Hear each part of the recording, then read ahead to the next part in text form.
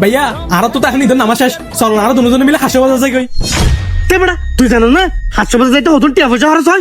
গিয়া কর আর আগে আত্মীয় স্বজনের খরচ হয় সালামে টিয়া পয়সা তুলিনি আর বত্তর টিয়া লইম তারপরে দুনো ভাই বিকেলে যাইম দে 800 বাজার। ঠিক আছে তাহলে চলন।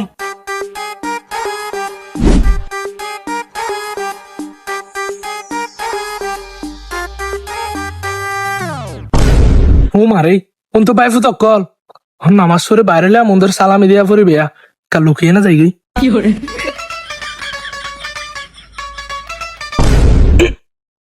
কিরে আটকে না পারে আমার ট্যাঙ্গ নিচে দিয়ে সুপার গোল লাগাই দিয়ে রে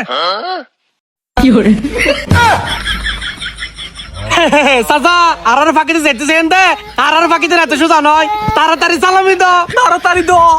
ও মারে মা ঠিক আছে বুঝি বুঝি উঠ উঠ लेकिन 1 सेकंड